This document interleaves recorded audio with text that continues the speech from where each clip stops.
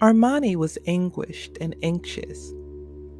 On the one hand, the anguish was generated by a mixture of two other feelings that Armani has been through. She felt deep in her heart guilt and fear. Guilt because at this point for Armani, it was a fact that her heart and spirit belonged to Jake. And yet, she had to pretend before Brandon, who was not a bad man.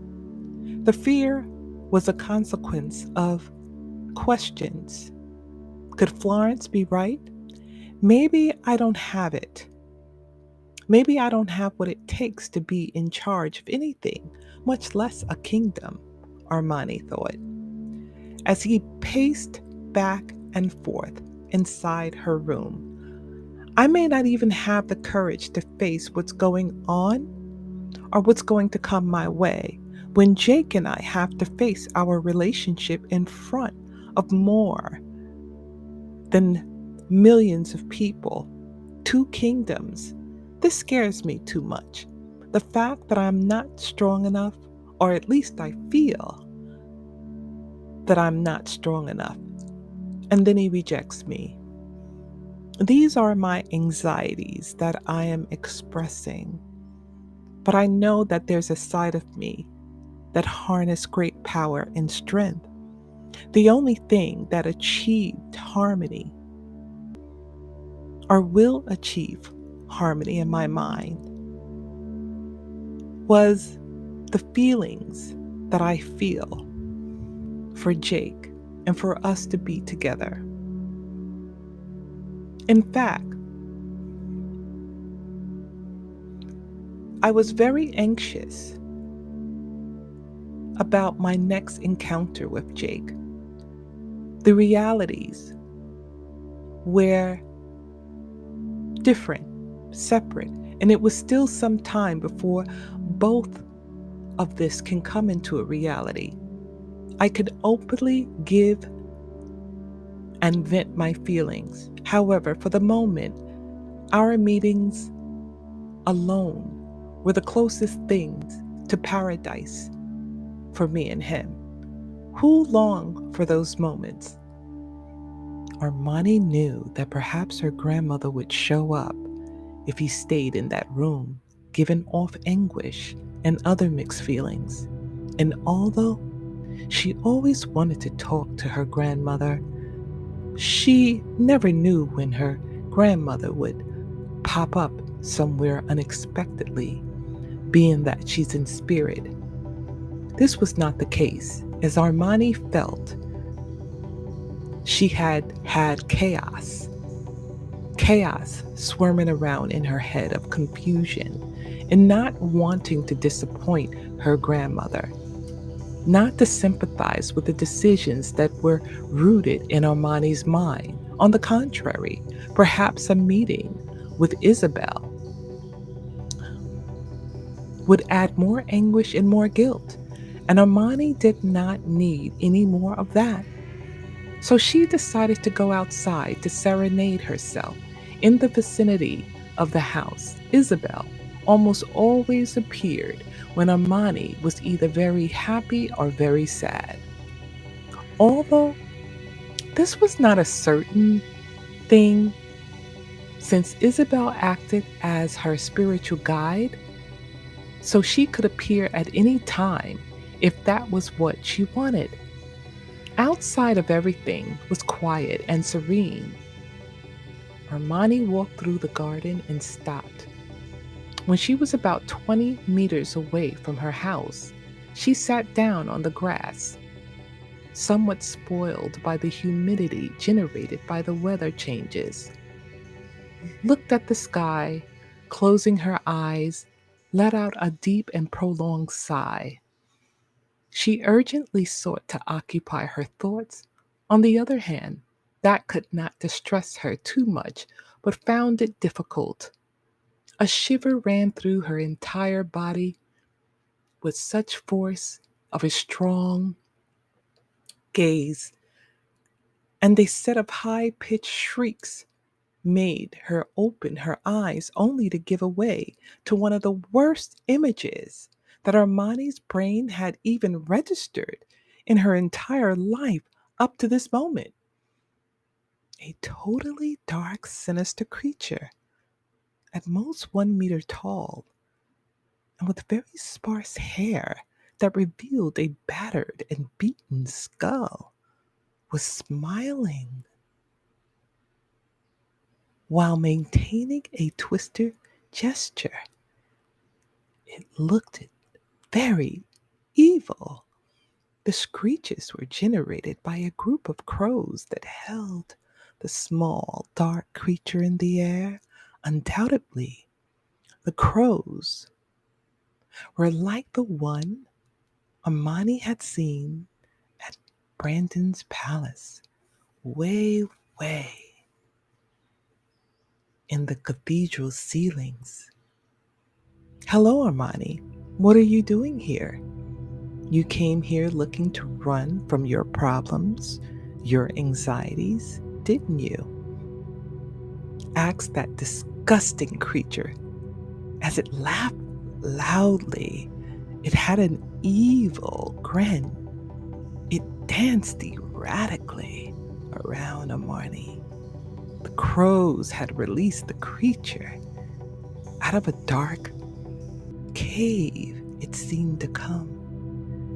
It had taken to flying around as if it was standing guard. Armani's mouth hung open, his expression stricken by the sinister and absurd reality before his eyes, and he was speechless. What's the matter, Armani? Have you become mute? You don't like my presence, perhaps? The creature kept showing a mocking and very unpleasant attitude. Its yellow, creepy looking eyes danced, as did its whole tiny, dynamic body. I'm sorry. Where are my manners? I know, but you don't know me. My name is. Do you really want to know my name? My name is Patrick. Yeah, let's just say my name is Patrick. The trick in Patrick? I can be very tricky, and I'm a torment by race. As the saying goes, Patrick is my human name so that you can better remember me. But I reside deep in the mountains. I come from the caves deep within. I have the ability to be able to read in your mind. This ability I was granted to me. This is an ability that was granted to me from the underworld. Can you imagine me reading your mind? I can discern everything that afflicts you, distresses you, or make you feel horrible in any way, allowing me to use it against you until I manage to plunge you into the deepest of miseries, all using your own inner demons. Isn't it beautiful? You can call me a trickster, but call me Patrick. Raised the volume of his cursed laughter and generated more mute and repressed anguish in Armani's eyes, who trembled, choked screams of dread, and held back tears in his eyes. The torment, taking advantage of the partial paralysis it generated in its prey, approached her and began to whisper things in her ear, feeling the cold breath. You are betraying Brandon, the one who fully trusts you to win the difficulties of the two kingdoms. Well, now, your secret is safe with me. Fret not. Think about sleeping with a fallen angel vampire. What do you think? Do you really think that a guy who belongs to one of the best fallen angels in the whole kingdom of Ebom is going to notice a good or nothing like you? Please get your place, one where you don't give so much grief and embarrassment to others. Patrick continued to make these types of comments, trying to belittle Armani. But something in Armani was changing. His expression of deep terror was disappearing, and its place was a tremendous rage. He put his hands to his eyes and wiped away the tears that were beginning to run down her cheek. Damn it! Why does everyone oppose what I really want? My grandmother, the whispering tree in the magical garden, and now this spawn from hell. Armani had stood up, very powerful, and looked this evil beast in the eyes. He finished his sentence. She impacted a kick with force on the tiny tormentor's torso. The latter rose with the impact, fell hard to the ground, and rolled a few feet away from Armani. Listen to me well. I may seem helpless to you, but my feelings are authentic. You don't know who you're messing with. Don't underestimate me, Armani says. Your words do not faze me one bit. You won't be able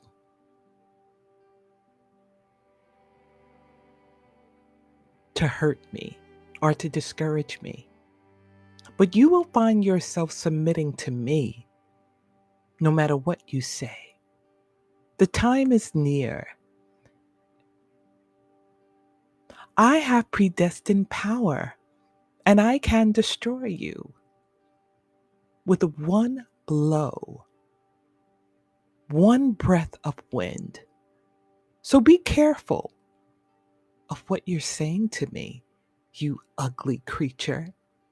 I am Armani, and I will be the queen sitting next to Brandon, bringing the two kingdoms together. And you will be under my feet, and I will squash you like the roach that you are. The crows who were patrolling the surroundings began to fly away, one by one.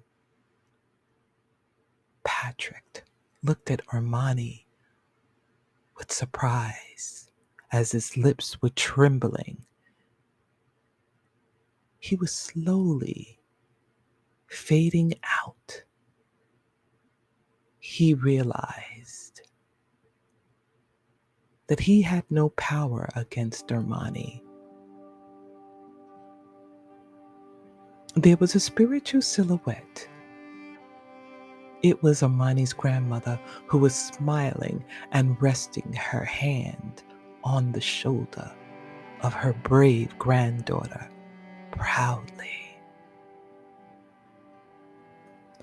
Once the torment loses the power of mental manipulation through his hurtful comments, based on the conflicts he reads in the minds of his prey, he becomes completely useless, unable to even throw a punch, defeated and abandoned by the crows. Patrick slowly fades away backwards, and every step Armani takes forward toward him until he manages to stand up and run at full speed, panting until he gets lost in the grove of trees closest to his position. Armani remains silent for a few seconds, looking around erect and with her serious nature on her face. She then collapses to the ground on her knees, and with her palms raised in the air, to her God outstretched on the ground, she begins to cry. She was sure of what she had said and very confident in making her point. But it did feel like this great power that has come over her that she's never felt before. She was proud of herself for having defeated the evil torment, but she couldn't stop the whirlwind of emotions from wreaking havoc on her mood negatively. If only a little, if only after a few minutes, Amani stood up. Enough! I can't let this defeat me. That demon's attempt to put me down will not have an effect on me. I will go home and seek rest. Tomorrow is a big day. Tomorrow I will see Jake, the kingdom of Ebon. Jake was returning to the kingdom where surely his sister Emily would still be waiting for him to continue dictating what for her was her brother's destiny and the duty he had to fulfill at all costs. But Jake didn't care about that anymore, and he was sure that he could ignore his sister's hurtful words for the joy of enthusiasm that has his talk with James generated him were stronger than Emily's evil intentions. Jake continued walking through the grove back to his home when he comes up upon the bleeding carcasses of a couple of deer in his path. It was impossible for him not to think about feeding at his vampire lineage was screaming at him to do so, but something inside him didn't want to and was screaming at him that he didn't need to. But the desire became stronger of him to suck the blood of the carcasses, and he approached the dead creatures. Jake had stopped as he ingested human blood a long time ago, but this one knew, for if they found out, he would be judged eternally by the people of his kingdom and could even be exiled from Ebon. Now he was beginning to think. Even the blood from animals are still beasts. Still, Jake sucked every last bit of the blood from these animals. He gained no pleasure, satisfaction, or glory from doing so. It was a deep urge within him that at the time or moment he couldn't control. He began to experience mild stomach pains, nausea, and severe headache. What was wrong with me? I'm a fallen angel, slowly turning into a vampire, and I know I had urges, but why is this working against my body? This shouldn't be causing me these physical effects. He kept saying out loud to himself. Jake had an idea what was going on, but it seemed a little too absurd to be true. No, I don't think so. Although if it were, it would be perfect, he said to himself, and again, and continued on his way home. Once there, as he approached his sister's room next to his, He slowed down and began to move, tiptoeing.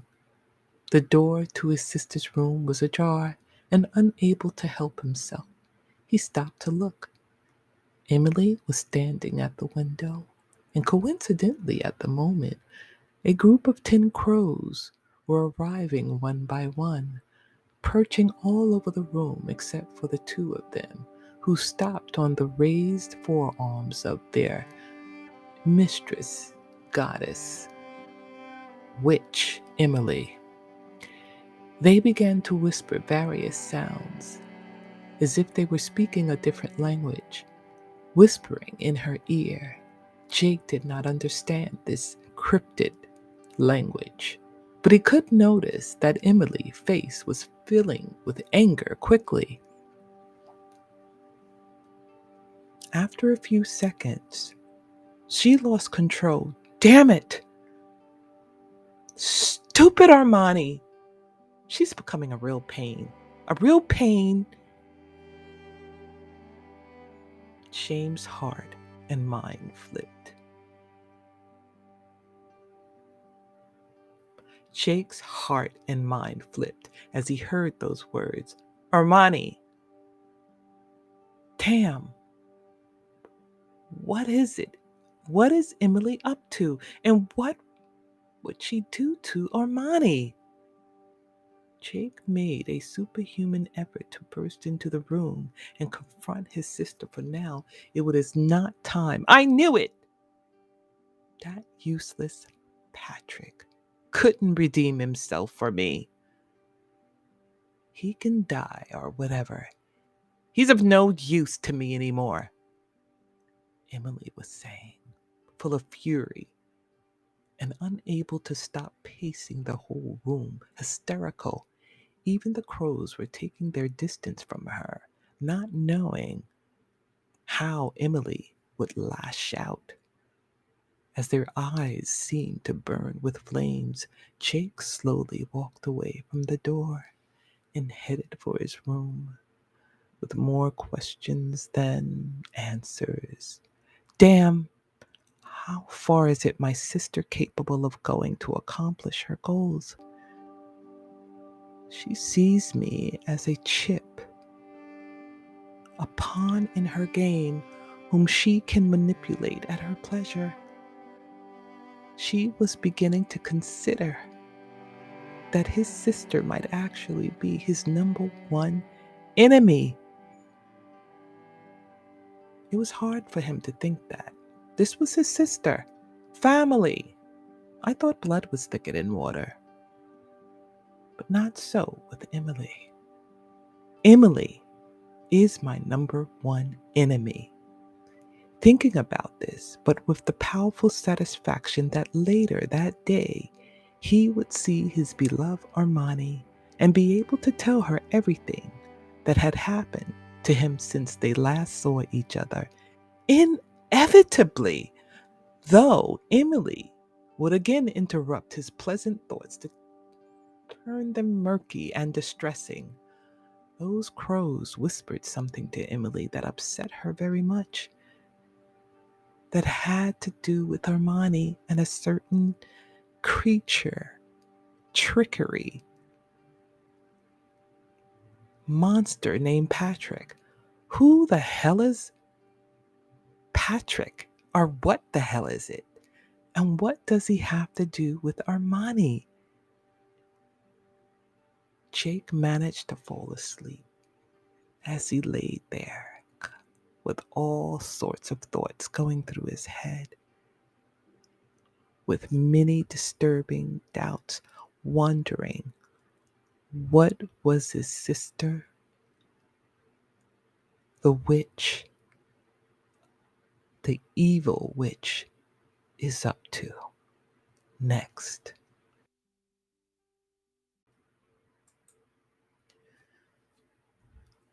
Armani did not utter a word. Jake had to understand, for what was flashing before his eyes was not easy to digest. Armani was facing infinities of jumbled thoughts in which her grandmother's warnings played a predominant role. She listened repeatedly in her head to her grandmother, Isabel. Her words simply rang through over and over again, while watching her beloved looking like an imposing, dark angel, even possibly a demon, taking care of those men. Her experience with his shadow side moved her. It startled her. You'd better speak up. I doubt it's necessary to make it clear to you what I'm capable of, said Jake to one of the men as he held him by the neck, alleviating, choking him. The guy thought about confronting this demon. Even his looks seemed defiant, even being in that situation. However, Jake noticed this and applying more strength in his hand in which he held that subject. He directed an intense gaze towards the man, who immediately felt indestructible. Shivers of his momentary bravery disappeared. Florence, Mistress Florence, asked us to give Miss Armani a scare. She wants to get her away from young Brandon. Although I think that's kind of obvious. Only she's losing her patience already. Lately, she's been too strange. She doesn't seem to be herself. It's like she's under a spell, manifested that man a second before receiving a punch in the nose that left him unconscious. It's the least you deserve because now you were cooperative. But if I hadn't arrived on the scene, who knows what you would have done? Really?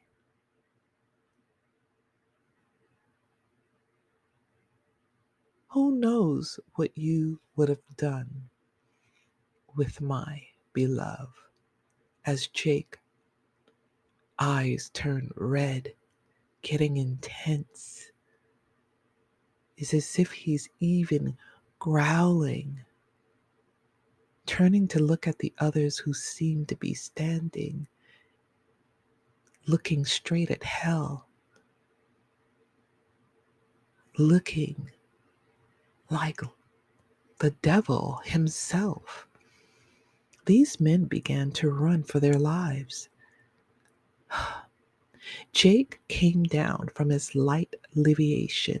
He was levitating in the air, floating with nothing under his feet.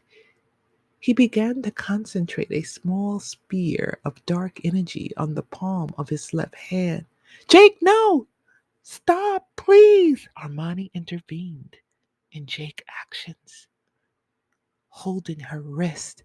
She wasn't looking him in the eyes. Jake noticed, and somewhat saddened, he undid his attack and lowered his guard, letting the men escape, plunged into the deepest of horrors. Whatever, I highly doubt they would dare to continue to do evil after seeing me so close in my true form. Jake expressed, staring at Armani, searching her with his gaze. Your true form. What do you mean by that, Jake? Asked Armani, unable to stop a tear from starting to run down his left cheek. Tell me, who was the person I was with all this time, for whom I stood up even to my grandmother? Who is my guide, my companion, and my family? Armani couldn't take it anymore and burst into tears.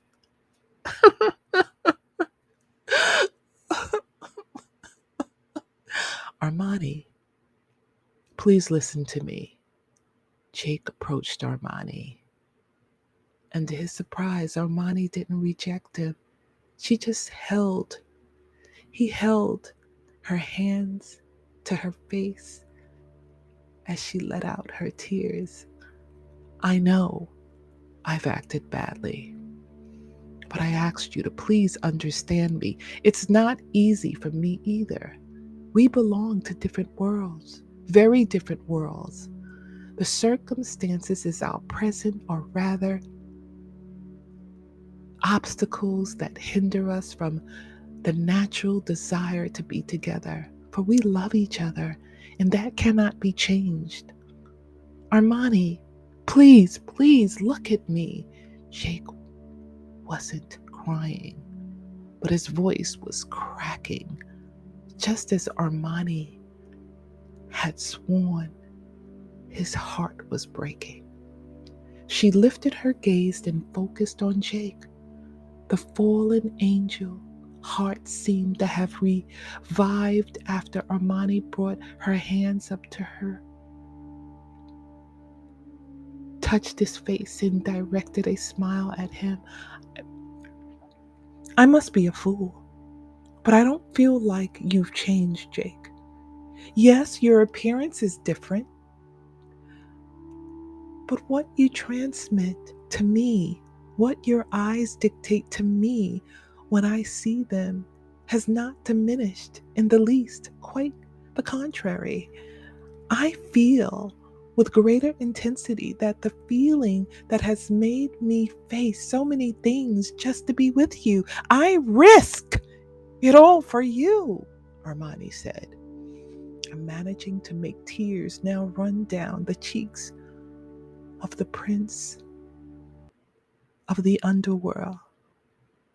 Yes, however, she added, getting Jake's full attention, I must be strong. Jake, I must be strong to face my destiny, even if it hurts my heart and soul. Listen to what I have to tell you, she added, as Jake held her by the waist, and by just a gesture and a look told her without words to trust him. Immediately after, the prince began to fly slowly, heading to the top of the beautiful tree, where he asked Armani to continue expressing herself.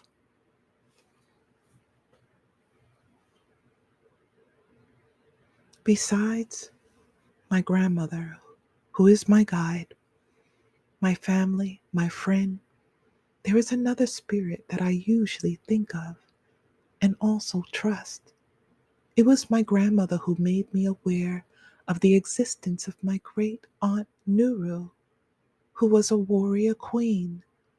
I have not had the joy of being visited by her, but perhaps one day I will be worthy of her spiritual presence, Hermione said. As she expressed herself, Jake despaired.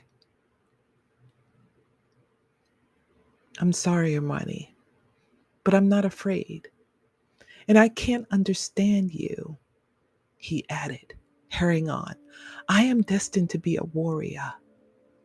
Jake, a queen, a woman who must take charge of her kingdom. This is my destiny, and I cannot change it. What I want to tell you is that I must marry Brandon. Our crazy dream of running away together and being happy turns out to be too selfish to carry out. I couldn't be happy knowing that I betrayed so many people. Yes, I would be with you, but at what price? Armani found herself making a superhuman effort not to cry. Jake was staring at her. He made a move to answer, but was interrupted. No! These words, this decision, and the resolution of my conviction have nothing to do with you showing me your true form.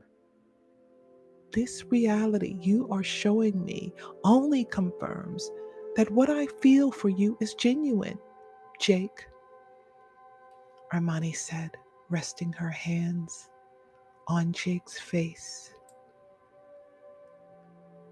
and kissing him. Jake, who was comfortable feeling his beloved hands on his face, so tender, a gentle touch, was disturbed by the presence of unwanted beings. At first, he felt it as an unpleasant sensation that he quite got confused or he quite didn't understand. Then he became aware of the sinister presence of the pair of evil crows staring at them. He felt the presence of the dark, evil, wing light beast. Their heads were tilted sideways in disarray, analyzing, evaluating, and detailing each moment to then deliver a detailed report of the events to his wicked sister Emily. Covering Armani with his chest, Jake threw a small but very fast spear of energy towards the crow. With a powerful throw, who were not fast enough to dodge it, the crows' bodies fell lifeless to the ground, while Jake looked at them with deep hatred. Those were crows. Something not right with them, Jake. They were in Brandon's house. Armani was starting to get desperate. Armani, calm down. Maybe you haven't had time to think about it since you just found out about my origin, but I know who those crows belong to. In this kingdom, they are just that, crows. But in Ebon, they are creatures of evil, mostly led by one person, Emily, my sister, expressed Jake, who had decided to establish truth as his only form of expression towards his beloved. From the moment he had to show her his true form, Armani felt silent again, somewhat perplexed at Jake's words. She couldn't stop staring into his eyes as a flood of thoughts hit her.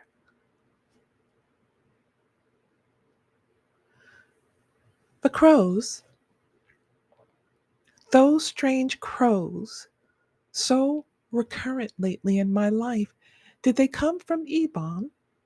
This leads me to some conclusion that perhaps hasty, but that I can't entirely rule out, thinks Armani, who quickly comes back to reality.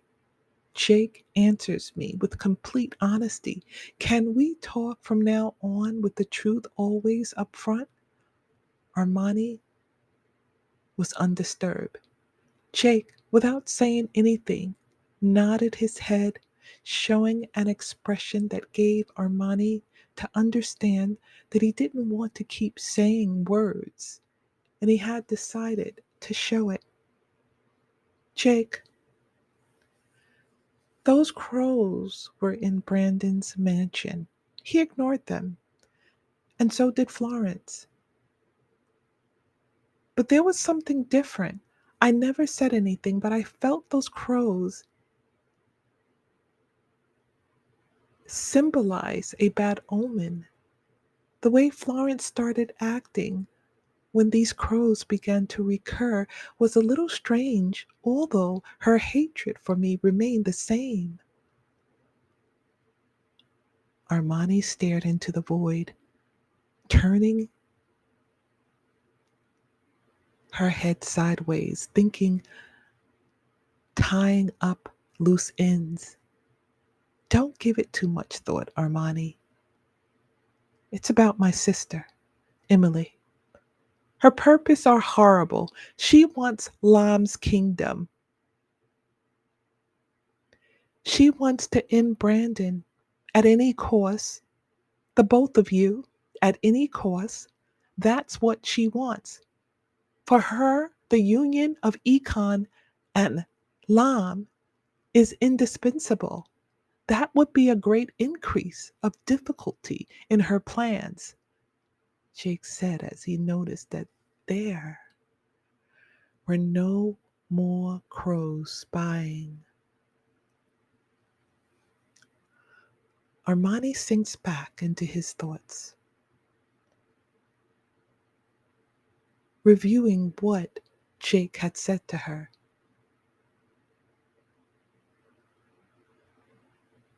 but quickly comes to a resolution. Jake, please, let's go. Ashore, she asked her beloved. He just looked at her and agreed. Armani, Jake, no.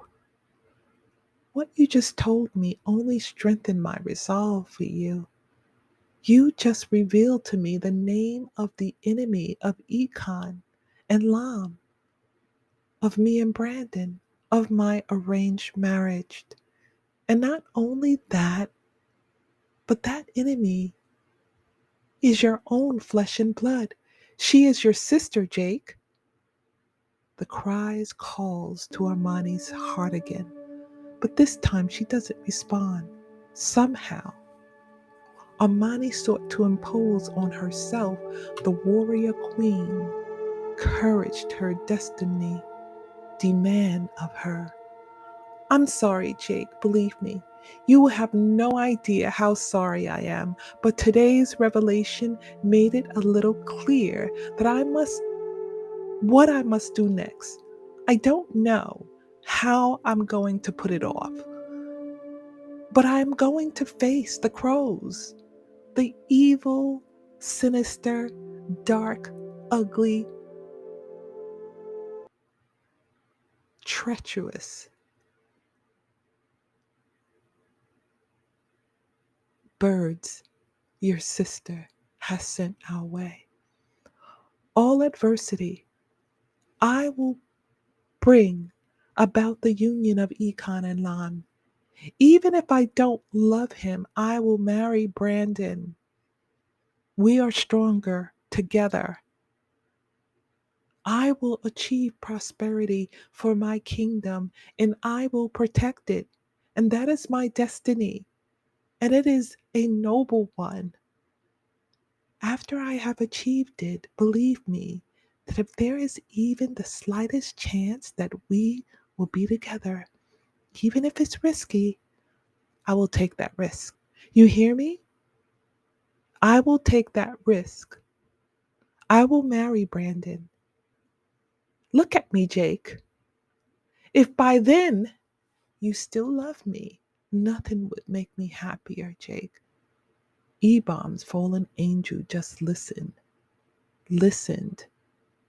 The angel of darkness, attentively listening to Armani, standing firmly, looking deep into her eyes. Armani turned and gave a smile full of different shades of feelings. Then the future queen of the union of the two kingdoms continued on her way. Armani, yelled Jake, fists tightly clenched and standing firm. Armani stopped and waited without turning to look at him. I love you, and I will as long as I can keep breathing. I will be patient, Armani, my beloved, Jake said, with decision in his voice. Without hesitation, Armani's heart went full circle and brought calm to his spirit, flashing a smile that Jake couldn't see. She replied, I love you too, Jake. And I hope your words are as sincere as mine. Armani kept walking until she was lost from Jake's sight. Both souls in love have different missions. Their paths parted, and in their hearts grieved reigned supreme. But there were matters to take care of. Armani headed for Brandon's castle, and whom he had much to talk about.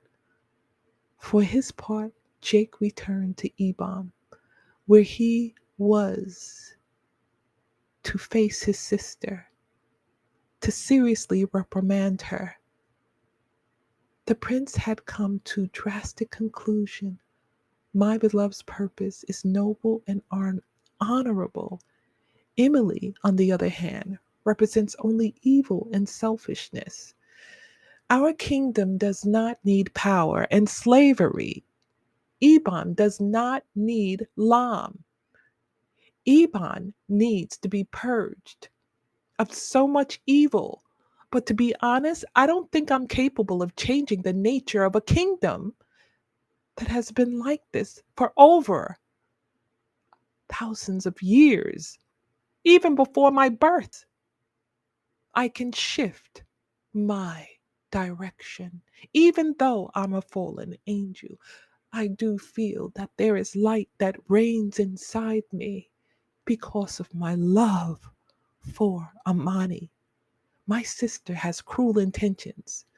The prince was determined as never before, flying a full speed as the dark angel, his black wings flying in the wind, headed towards home.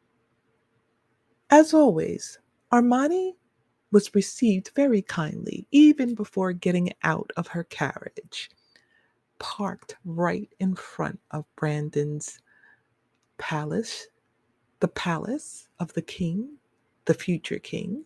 She was approached by several of Brandon's servants who escorted her to where he was. Armani advanced, guided by the servants, but her mind was not there, only her body. Her thoughts were hovering around the reality she had chosen and questioning if it is, if this is the right thing, the right decision she is making. Of course, this is not a decision that comes from her heart. She desires to please her family. Most of all, she desires to save her people. Of course, it's the right thing to do, even if that decision is eating her deep inside. This is the reality. I can't sacrifice Econ's future just to follow my heartbeat, just to follow what I feel inside in my heart. If fate decides to be good to me, in the not too distant future, I'll be able to reunite with my love, with Jake, when being together won't mean so many problems, she thought, arriving at the meeting with Brandon. Armani, as always, it is good to see you. Please, please, come, have a seat, Brandon said, pointing to the chair with his finger. Armani smiled slightly, almost out of obligation, and without realizing it, Brandon noticed but decided not to comment on it. Tell me, what have you been up to, my darling Armani? Asked Brandon. To which Armani replied with housework. Because, see, that's what you do if you want to be a wife, right? Armani was only patronizing Brandon, as she thought to herself. Armani has a plan. It may appear that she wants to be only a wife, but deep down inside, her goal is to become a very powerful queen. She wants to liberate her kingdom. Her main desire is to bring prosperity to her people. Yeah. Among other not very special activities. Wow, what a difference in what I've been doing. Well, as you know, my father is in bed and he's been very sick, gravely ill. Basically, I've had to be at the helm of one kingdom while I've been in another. But I'm not complaining, as soon Econ will be part of Lamb and vice versa. My efforts will have been worth it, Brandon stated with some pride. He looked at Armani, who had lost his gaze toward the window after nodding his head at everything Brandon had said. The warrior lost a little stability of his nerves. Armani, I'm not stupid, and I know that you don't love me. The little that hid the fact that ours will be an arranged marriage was us together in love.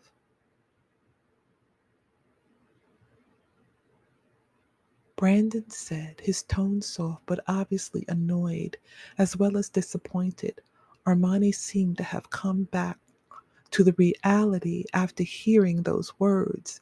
His expression was one of denial and a bit of guilt, but just as Brandon lost his cool a bit, Armani lost the will to continue pretending and, in the midst of apologizing, decided to speak very clearly to his fiancé. Brandon, I must tell you that you are an exemplary man, committed and honorable, but the truth has no half measures. It's stark and blunt. Let's be frank, Brandon.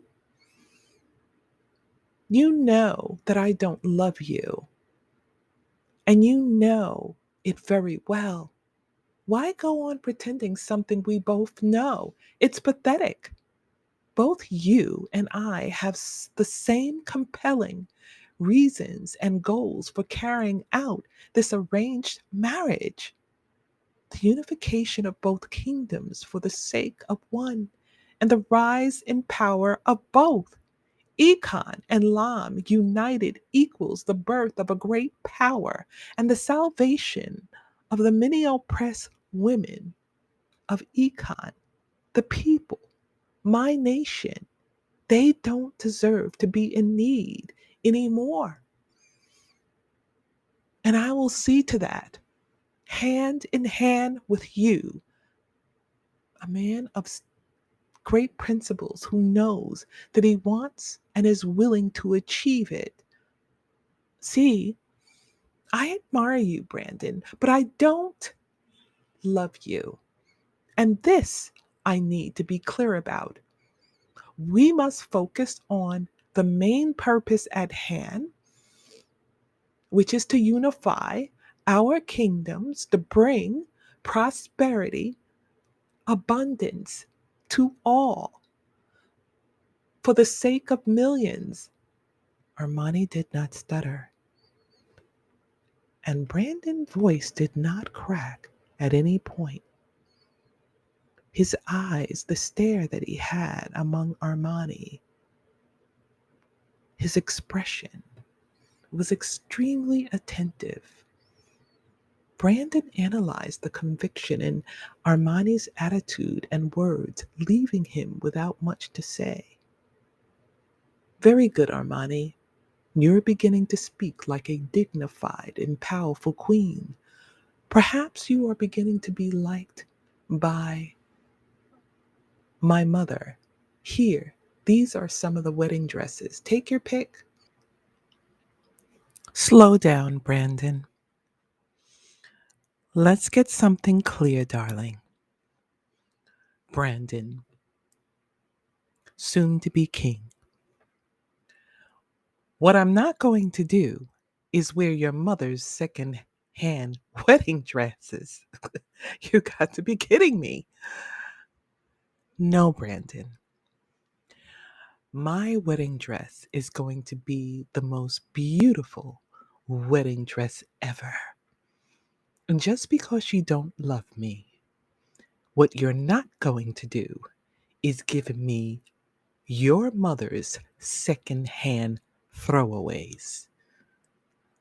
Do I make myself clear? Brandon looked at Armani and really, actually, underestimated Armani. Okay, very well, as you desire. Of course, it's going to be your choice. This powerful arrangement we will have, called marriage, will be celebrated by all very soon. I need you here, Armani, and I need you by my side. We don't know how fate will go when it involves our love for one another. You say that you don't love me now, and you truly don't know the depths of my heart. But if you want to believe that I don't love you, maybe that's not important at this time, being that our people will be liberated soon as we unite together as one kingdom. And maybe our focus can only be at this time on uniting together as a powerful kingdom. So I will put my emotions and my feelings on the back burner for now. Now that I clearly know your position and where you stand, your sole purpose is to liberate the people, the women, the children, all, and to bring prosperity, good health, then let it be so. Now, I must also warn you as well, we will come up against many trials and tribulations. We will fight against the darkness, the powers of the underworld. There will be war, there will be sacrifice. But remember, Armani, always we must stick together. We must work together. Outside on the branch of a tree very close to the window, the cold eyes of crows admired the scene Armani noticed. The crow took flight immediately afterwards. Armani thought to herself, Jake, where is my beloved Jake? Where are you right now? Hundreds of miles away from Brandon's palace, the Prince of Ebon flies at full speed towards the royal castle. A creature of short stature, long hubs, sinister, and very green eyes sees him pass by. The fallen angel, covered, threadbare clothes and a cloak, turns around and reveals a raven perched on his forearm. After the strange fellow said a few words in code to the raven, it disappeared, leaving only the trail of a shadow. Jake had arrived at his castle. He starts to run in the direction of his sister's office and burst in, kicking the door. Emily, there you are. I was afraid I wouldn't find you here, Jake said, possessed by fury, eyes fiery red. Why, brother? You look so agitated. Has something happened? Emily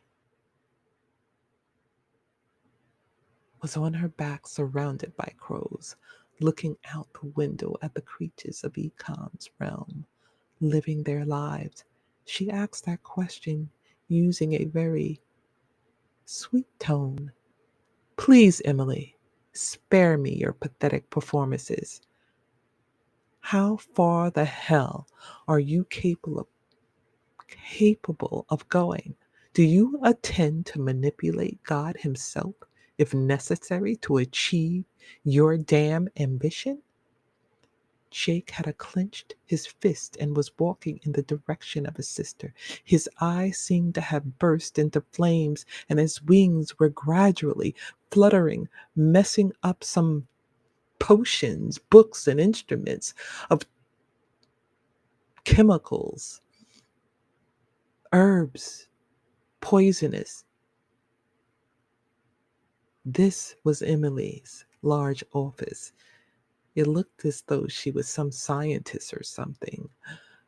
God, wow, wow, Jake. The name is very rarely uttered in this realm. Don't you discuss yourself, Jake? Listen to you. Speaking of God, you're a fallen angel. Seems like God kicked you out. And soon to be turned vampire. If I have anything to do with it, Jake, for you there is no God. You were rejected. For you, there is nothing but the evil that has kept our race alive for so many years above the human cockroaches. Finish, understand? Yelled Emily, turning around and beginning to leviate off the ground a little. The crows began to screech, loud, hindering Jake's walking. As he was putting his hands over his ears, the sound was too powerful. Jake crunched down and fell to his knees. I'm going to stop you, Emily. I won't let you interfere with Armani's mission. Many people will die because of your damn ambition and your whims. People who have nothing to do with Ebon and its evil nature, Jake said, making an effort to keep moving forward. The prince managed to endure. Shrill sounded in his ears, which began to bleed, ignoring the indescribable pain in uttering a war cry.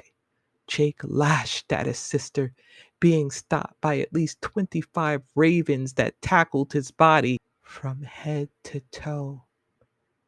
Get your filthy, stinking hands off my back, Emily. Face me alone, Jake said in frustration. Listen, you pathetic idiot. Are you really going to put your hands on me? Look at you. You're not a man. You're pathetic. You can do better, Jake. You need to pick on someone more powerful. Or maybe I'm more powerful, Jake. Is that why you are coming at me? Well, my crows will take care of me. And if I have to, Jake, I will call my blood sucking bats. Keep it up. I will have you on your knees in no time. I will have you crawling and bowing down to me. Do you understand me? Ebon will be mine. I will be the ruler.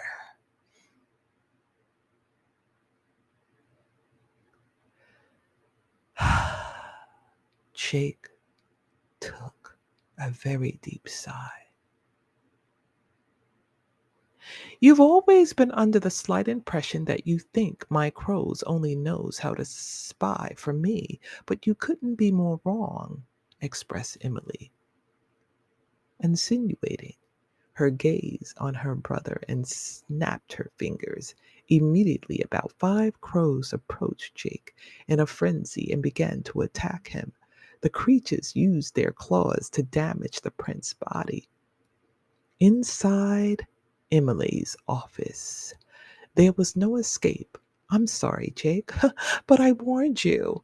I told you to finish off Brandon, the king, soon to be king, and you could have kept your human, if that's what you want to call her.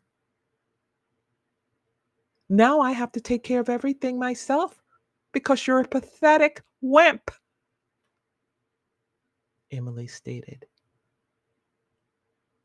She does really intend to kill me. Do you really intend to kill your own brother? Thought Jake. Does she? Is she capable of that? While directing a look of deep sadness to his sister, which could be seen through the gloomy black feathers of the winged beast in Emily's service.